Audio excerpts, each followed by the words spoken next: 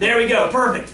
This way, when you're watching the videos at home, I try to break them up a little bit so they're not like 35 minutes long. They're little blocks of 15 or so minutes. That way you don't get too annoyed. I also don't put ads on them. There's nothing to fast forward over. It drives me nuts. All right. So let's get into this. Now this, friends, you don't have to write any of this down. I'll have this whole PowerPoint will be linked for you guys later on. And the intent isn't to have you write this down right now. The intent is to kind of get you thinking the way you need to think in this course. I don't expect you to be thinking this way right now. The idea is you will be thinking this way by the end of the course. Okay, so I kind of broke it down into a number of things that a statistically literate person would need to do in the world today. So here's one. This is getting a bit dated now. It was about 2005. It was reported in 2006. Katie Couric, at the time, was the anchor of CBS Evening News. And I remember her first story was about food poisoning in schools in America. This is one of those perfectly typical news articles from the news. It's horrid. 733 kids got sick in school cafeterias in 2005. It's awful. 733 food poisonings, and they showed all these video clips of rats like running back and forth from the dumpster to the doors of the cafeteria, and all this stuff about, terrible images, dark. The 733 was cracked. It had splits, grit stuff on it. Very convincingly awful. So what I did was, I said, okay, 733. This was echoed not a week ago in an NPR article I heard. There was a exponentially lower number of patents granted this past year. It was something like 13 patents granted as opposed to 62 that are usually granted. Only a quarter of the patents were granted. What you have to do is look more deeply than just that number they're giving you. Yeah, 733. I feel terrible for these kids. I'm not a bastard. I'm not saying, yeah, get there, somebody's got to get sick and you're the one. I'm not saying that. I'm saying put this in context. So what I did was I dug a little bit. 76 million food poisonings happen every year. Okay? That's what I said, Nick. Thank you. I was like, they're not impressed by that. That blew my mind. 76 million food poisonings every year in the U.S. That's when I was like, game over. I'm not even looking at this anymore. But I went deeper because that's what I do. I'm Sean. So if you assume 300 million Americans, I think that's fair. It's a little bit higher, but that's a fair assumption. We're going to say on average 3 meals per day.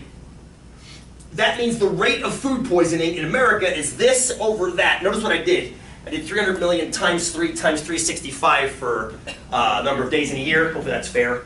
That's the rate of food poisoning, 0.02%. Now, we'll uber analyze what 0.02% means in this course, as far as what that means. Well, does that mean that you're going to get sick 2 out of every 10,000 days? Maybe that's one way of looking at it, and that's the average. So on average, each one of you is going to get sick from food poisoning 2 out of every 10,000 days.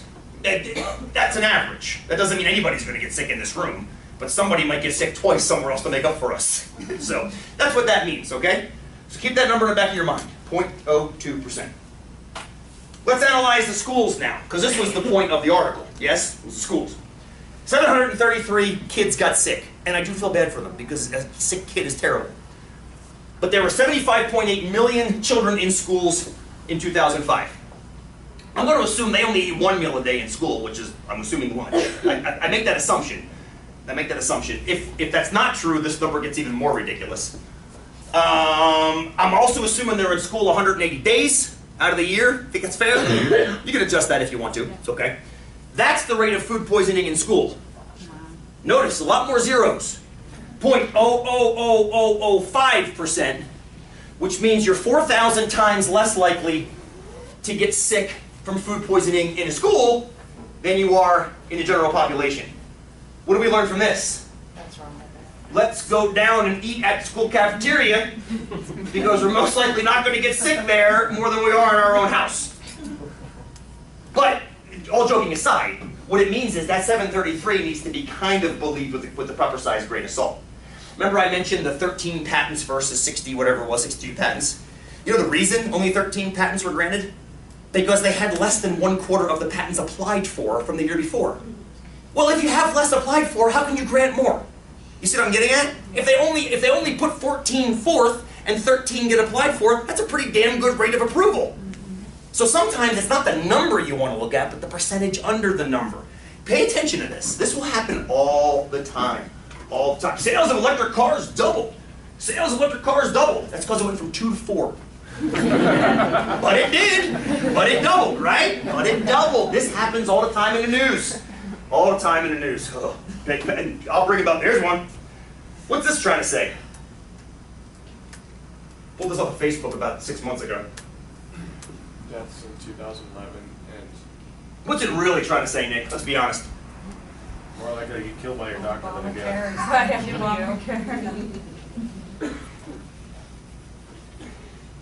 You are 600 times more likely to die by using your Obamacare than by a semi-automatic rifle. I'm not playing partisan politics here, but I am playing mathematical politics. Where did that number come from? Where did any of these numbers come from? I have fact-checked this out the wazoo. I can't find these numbers anywhere. But yet, this came across my Facebook page in a number of places from some friends. But you can't fact-check any. 496 by what? That particular hammer? By an M16? What kind of gun is that? Is that an M16? I don't know. Yeah, Is it an M16? it's an M4 It's actually. an M4. It's something that looks awful. But did 323 people die by that gun? Probably Or not. by automatic weapons in general? By guns in general? I don't know. Automatic weapons? I don't know. But my point is that these numbers don't mean anything unless they can be tracked back to some data source like I did with my CDC numbers. And of course, you might not trust the government numbers in the CDC either, but you have to start somewhere. I can't find these at all. I can't find these at all. So partisan politics aside, the numbers are meaningless. Not to mention the fact that 195,000 by medical malpractice. Okay. First of all, what's the definition of medical malpractice? Define that for me. Secondly, how many were helped by the medical field? 323 were killed by semi-automatic weapons. I don't know if we could rate how many were helped by semi-automatic weapons. Maybe. Somebody tries to bust into your house, you got one of the M4, is that what it is? You got an M4 sitting at your kitchen table, that might help. That might exit them right back out the front door. But again, if 195,000 were killed by medical malpractice, says who? What's medical malpractice? What is that? How do you judge that? This, in my opinion, asks more questions than it answers. And those questions should be answered before you believe anything in it. All right, here's some numbers that blow my mind. Check these out.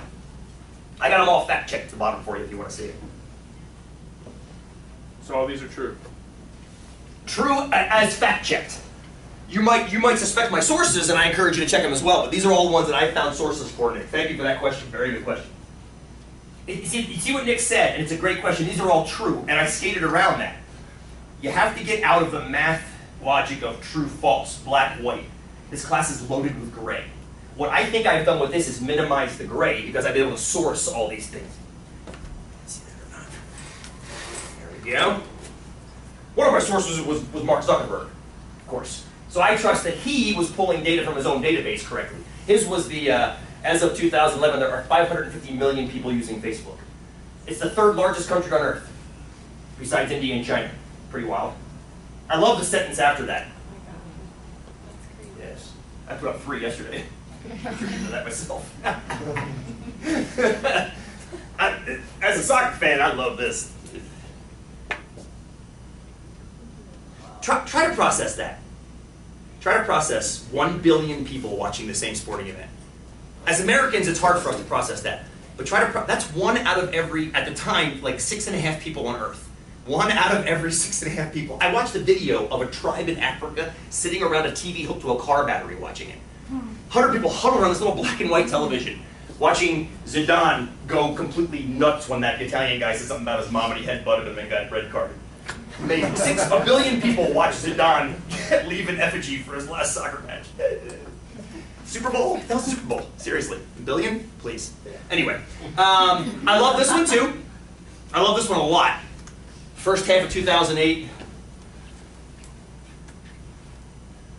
Remember why? I have a reason. I don't know if it's true. I'm going to put this out as a lot of gray. Why? Why did we do this? Remember, that's when gas prices were like $4.20 a gallon. Do you remember that? They were ridiculously high right around that. So we lost. This is substantial. 30 billion fewer miles per year on average. That's nuts. Remember what happened with gas prices right after that? They went down.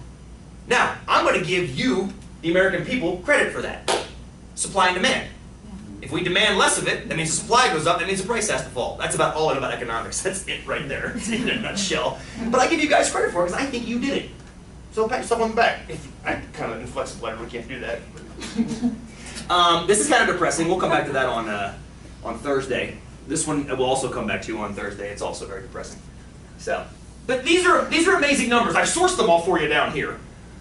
But the 100 species becoming extinct is kind of, some of those are like species of mold, so you might not care about it too much. Like you may have killed the last mold, like when you sat down in a chair, but you might not give a crap about that. But you know, things like pandas people seem to care about, right? Anyway, this kind of ties in with the rest. Check this out. This is a bit of an old bit from the broadside. I love the broadside, by the way, but I picked that up. I picked on a little bit here. Check this out. Go ahead and read that.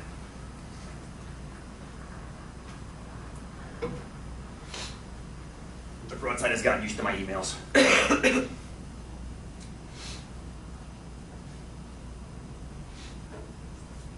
It's gone up since this as well, I believe. I could be wrong about that, Drizzy. I think it's gone up, though. And this caused quite a ruckus. It's quite a ruckus. $4 a credit, right? $4 a credit, yeah. It's quite a ruckus. Lost in this melee somewhere, I think, was that we're still one of the more affordable community colleges in the state, if not the most affordable, depending on, it depends on how you adjust it for rates of inflation and things like that, or costs of living. But here's the graph that came along with it. And I saw this, and within 30 seconds, I fired an email off to the broadside. Why? Why?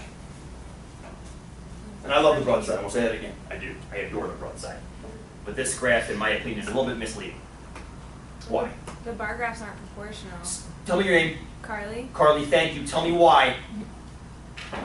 Well, $80. Nice. See, can I use this one just because the math's easier, Carly? Yeah. Carly's looking at the difference between the bars. So this, if you look at this, this is the old tuition, this is what the new tuition would be. Now remember, it's 4 credits, or $4 a credit. So if somebody's taking 8 credits, that's $32 extra they have to pay, of course. And 32 plus 528 is 560. I don't doubt the math. But that means this is $32, yes? That has to be. Because if this is 528 and that's 560, that's $32. Which makes this be 12 times 4 or $48, yeah?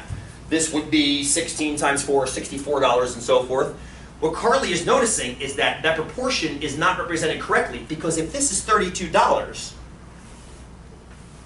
that should be like 100, shouldn't it?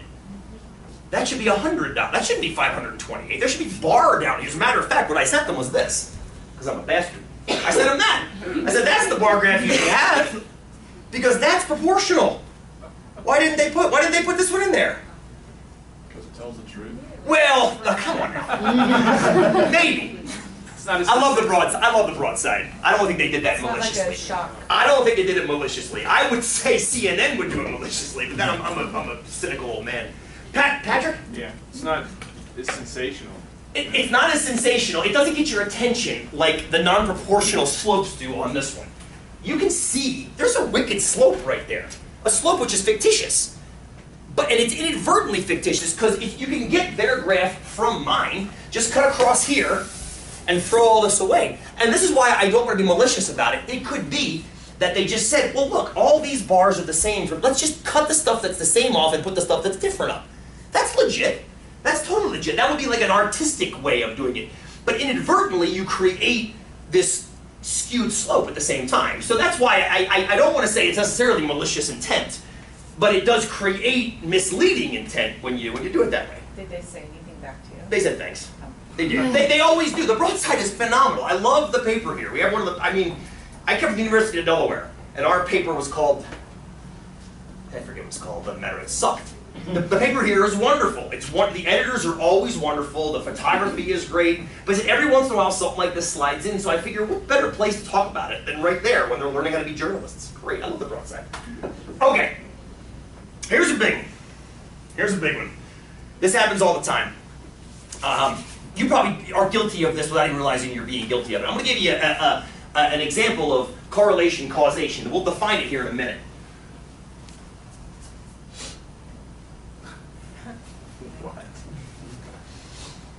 Ridiculous. Ridiculous. It's a true statement. Well, correlation means there's a predictable behavior between two variables. We studied this a little bit in 105 with the number of trials and the number of heads that we saw, or the number of seconds that have gone by and how much distance I've covered on my bike. Two variables, X and Y. Yeah, the independent and dependent. Exactly. An independent and a dependent variable. Yeah. So an independent variable in this case would be ice cream sales, for example, and the dependent could be crime rates. You could also make it go the other way around. Your pick on this one, really. But what this fact says, and this is actually sourceable, as ice cream sales go up, so do crime rates. Yes. What's interesting, though, there's a lot of these kinds of things out there. If you track, historically, if you track the number of, let's make sure I say this right, the number of imported cases of Cuban rum to the American colonies from like 1600 on, and the number of Methodist ministers imported to the US colonies from 1600 on, is almost a perfect correlation. Like for every extra box of Cuban rum, 3 more ministers or something like that. Like proportional, perfectly proportional. That's a correlation. Those are correlations, yeah? Those are correlations. Those are not necessarily causations, which means just because they're happening at the same time doesn't mean one is causing the other. They just could be happening together. They just could be happening together. So this, say that again? A queen. Well, maybe. But maybe there's something more. So here's a conclusion, and you guys all chuckled at it. Higher ice cream sales cause crime. And you all chuckled. Oh, that's silly. What's another way of explaining it? Higher Weather. population. Tell me more about weather, Pat. I want to come back to that too, Carly. Okay. It's Damn hot. it, It's you asked me hot. for more. There's more. I don't know. Go ahead, go ahead. I'm spitballing because Go. the hotter or the more temperate it is, the more people are out. They're buying ice cream, and that causes more crime. Because you look at statistically, the crime rate in Fairbanks compared to Atlanta is probably a little bit different. Have you ever heard, speaking of that, have you ever heard George Carlin's comedy routine on crime in Alaska? You just mentioned it. Nobody's committing crimes in Alaska, it's too damn cold. No, that's the point. When it's warm, people are outside. People might leave their windows open more, yeah? Windows open versus windows closed, more inviting to come inside. Maybe they're agitated because it's warm. There's all kinds of other variables that go along with it being warm besides ice cream being sold, right? It could be the fact that windows are open. It could be that people are agitated. People are just out more. Carly, what were you saying about population? Well, both of those rates are going to be higher in more populated areas. That's true. That's true. Well, hang on now. Would the rates necessarily be higher? The numbers the would. rates, the numbers would be higher. Absolutely. And this goes back, thank you for bringing that up, by the way, to our previous point about that number 733. That number statically by itself might be intentionally misleading. Let me, hang on a second. Speaking of this, hang on. So I can find it real quick. You just made me think of something. Democratic voters gun violence. So I can find this image real quick. Oh, there it is. How can I make this bigger? Maybe. How long is it? Oh, shoot. View image. There it is. Check this out.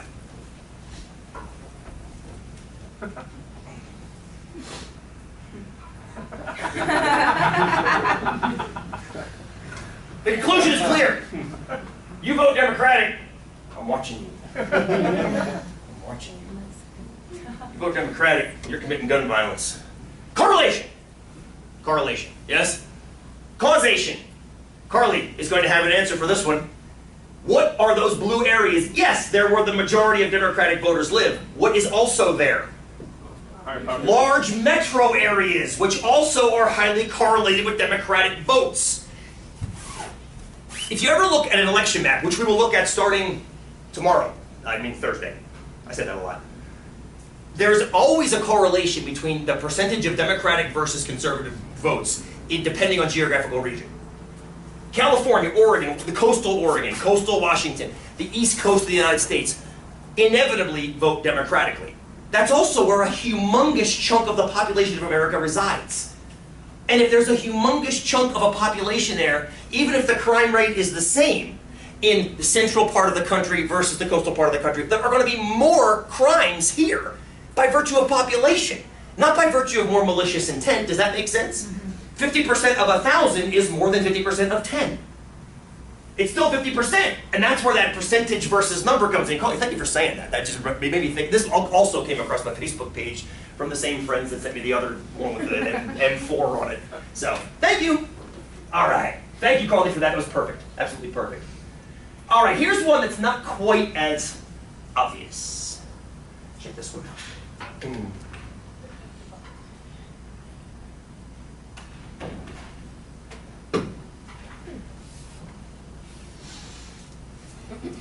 There appears to be statistically significant correlation between rates of divorce and number. We've seen a nod. Tell me your name. Haley? Haley, thank you. You've heard this as well. I think so. Maybe. Yes, Yeah. yes. There's a book called, I think I pulled this out of a book called Freakonomics, written by a dude named Leavitt. I want to say his name was Leavitt. Interesting little correlation like this. It kind of make you surprised. So what do you think? Got a bunch of daughters? No, more daughters are being born than sons. Well, I haven't seen data on that one yet. I keep hearing that, but then I go Google it, and it's still essentially 50-50. Although, because of this, that might be true. So now let me ask you another question, Pat. Why? Why? Let's assume that's true for a moment, because I keep hearing it, and I can't disprove it, so what the hell? Let's assume that there's some credence to it.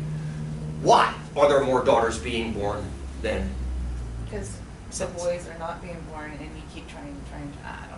Well, that's kind of that's what, right, we're trying to generate, maybe, that's kind of like a Chinese method, we want to keep having kids until we have a son.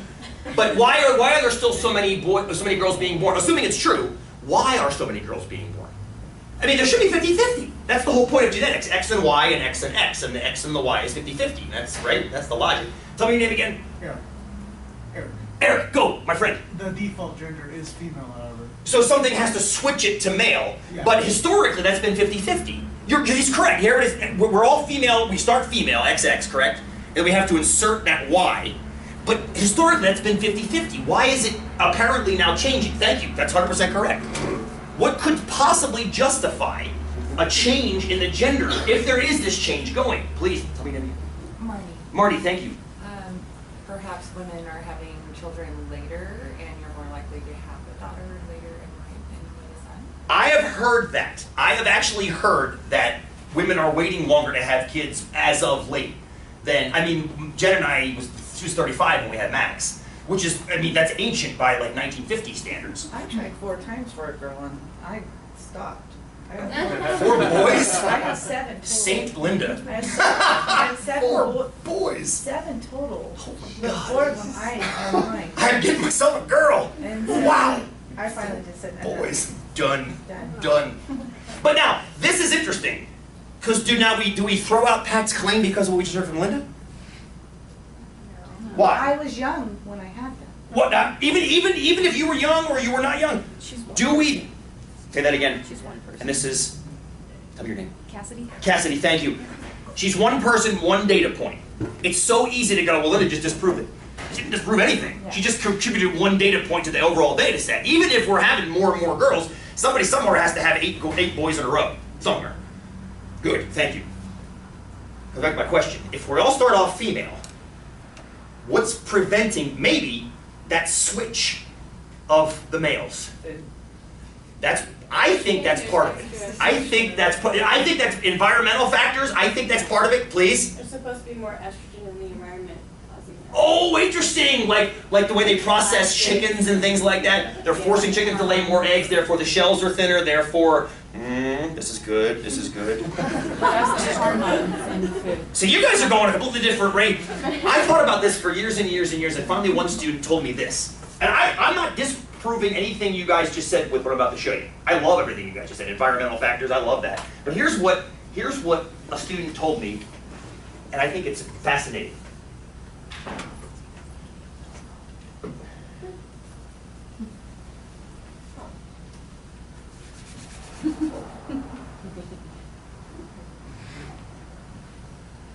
The reason I like this is because this would explain the divorces. The environmental factors wouldn't necessarily explain people getting divorced. They would explain perhaps more females if we're blocking somehow the Y transition. And I'm pretending I understand what the hell I just said. If we're somehow blocking that Y chromosome from, is it a chromosome? Yeah. Okay, thank you. from flopping over heads, tails. But this, it should be heads, tails, right? But this would explain the stress. It puts the stress back in it, and it explains why the divorce would happen. So it's not that the daughters are causing the divorce necessarily. It might be that the divorce is causing the daughters. You see what I'm getting at there? Now, I'm not saying, I'm saying the stress is causing the daughters. So it's almost like we're looking at the wrong direction. It's not like we just load up with a bunch of girls like, can't take it, I'm out of here. No, it's that the stress might be, and I've heard, somebody mentioned the word ungulate last term. Ungulate populations show this. What the hell is I forget what an ungulate is. Any hoofed mammal. Hoofed mammal, thank you. Hoofed mammals actually do this. I've heard very often that rabbit populations will also do this. They'll pump out females, or they'll re-ingest fetuses if they feel stressed. Like if they fertilize a fetus, they'll re-ingest it if they feel stressed. For example, if there's low food in the environment, because they know they can't feed it, so they're going to re-ingest it. It's very interesting. Maybe this is the human way of dealing with stress. I have no idea. It's an interesting theory that I can't prove or disprove, just like I can't prove or disprove any other theory that you guys have put forth. Although I like this one because it ties to stress, which ties to divorce, potentially. Interesting, huh? Kind of cool. It's one of those things. It raises more questions than it answers, but we've got a couple good theories. I love the environmental ones. The estrogen in the environment thing is kind of staggering the more you think about how food is processed and as we swell as a population and how we have to deal with feeding a larger population. It's kind of crazy. Okay, we're going to close. One last little analysis. You guys have a jump start on this from 105, but randomness. Every good statistical study is based around what's called a random sample. We'll get into that more on Thursday, I promise. But the word random is tricky to kind of process itself. So I want to kind of get you guys thinking about randomness right now. I'm going to show you 2 dartboards that I threw 30 darts at. And I threw them at the dartboard in a pseudo-random fashion. In other words, I threw the 30 darts at them. These dartboards are rectangles. They're squares actually, but they're squashed rectangles. And I made sure the 30 darts hit the board, but I wasn't aiming for any spot in particular on the board, i.e. random. But one of those is fake. One of those is not a real 30 dartboard random toss. I hope that sentence just made sense. There's a lot of words. One of them is fake, one of them is legit.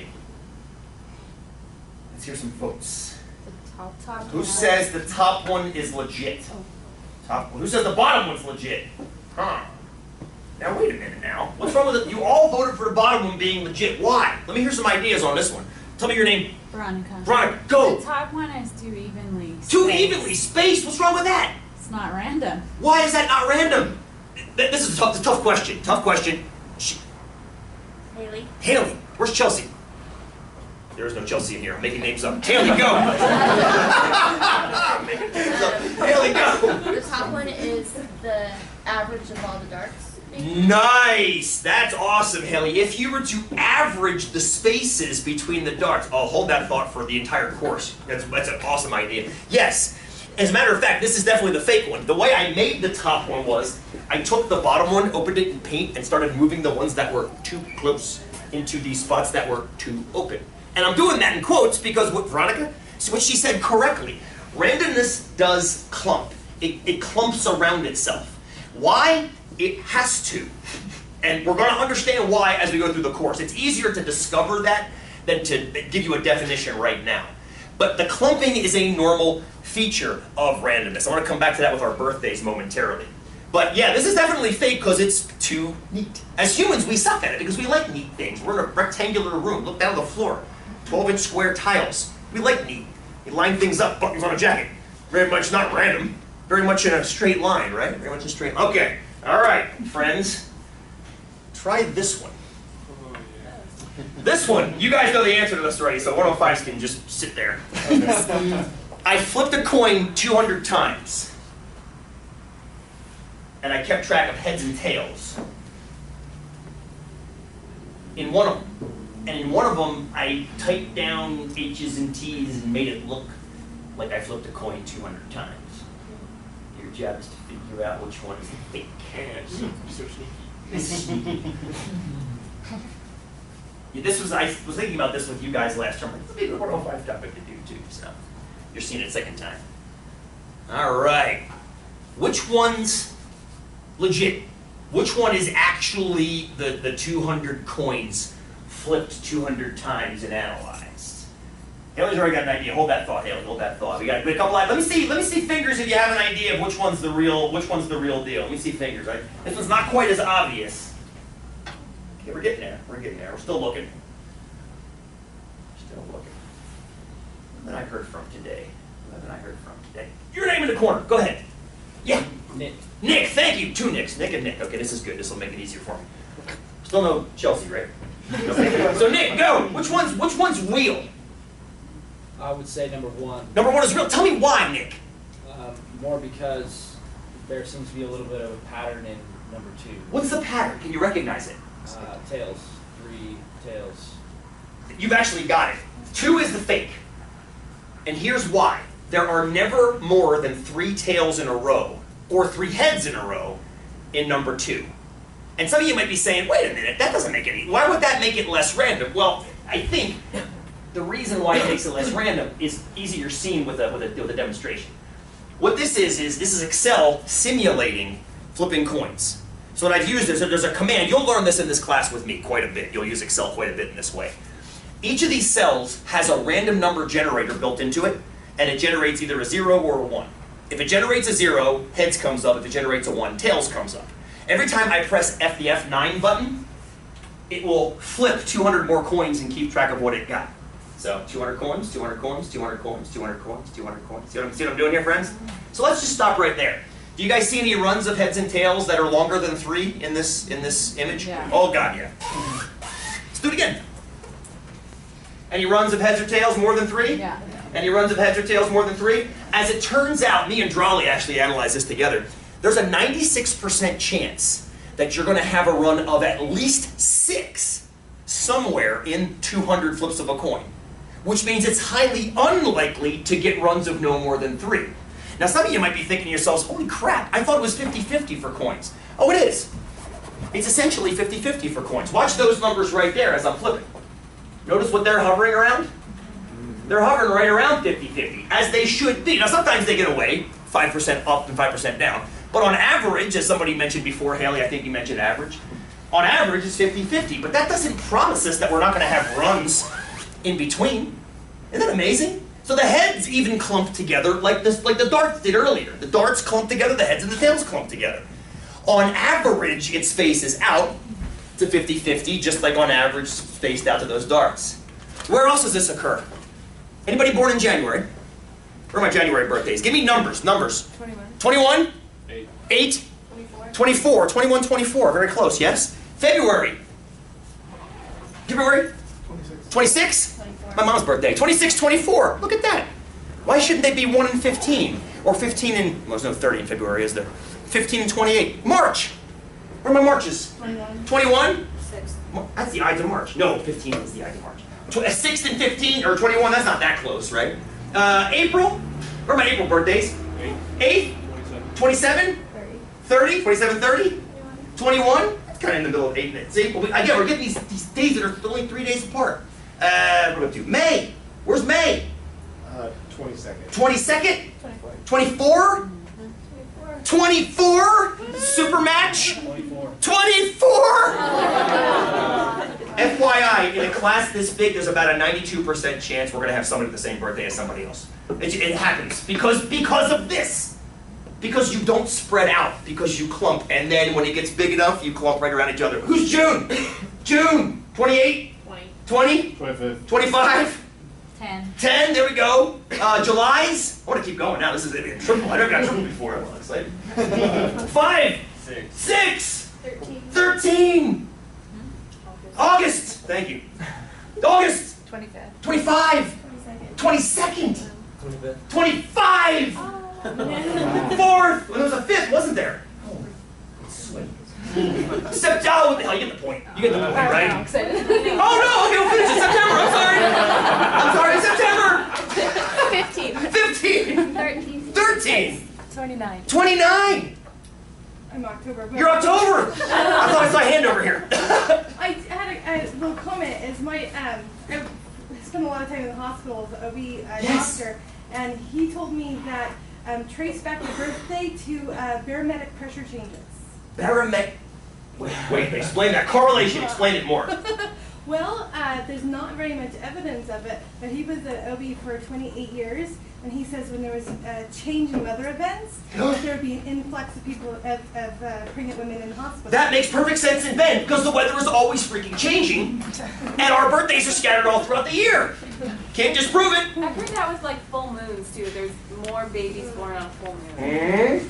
The only thing I haven't heard either of those two things. They both, I have no reason not to believe either of them, but I have been told that October 5th for years was believed to be the most popular birthday among all, because it was about 9 months after New Year's Eve. I mean, that's the only one I've ever heard as far as birthdays, but then... Columbus Day storms, October 12th is Columbus Day, and that's where a lot of the storms are happening too. So we have to watch 9 months from then. Yeah. Well, prior to. Oh, 9 months prior to October. Wait. I'm so confused right now. When did the storm happen? October 12th, Columbus Day storms. Columbus Day storm. So you have to watch 9 months from then. Is that what I'm That's hearing? when they're born. When What was 9 months before that then?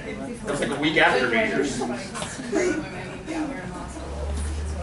When weather spikes pregnant women. changes. yeah, That's when they go to get. Oh! Oh! Oh! Whoa! Over my head. I missed it. I was looking at the wrong side of that coin. I was looking at. Well, never mind what I was looking at. Yes, I got it. I got it. Thank you very much. Oh boy. Okay.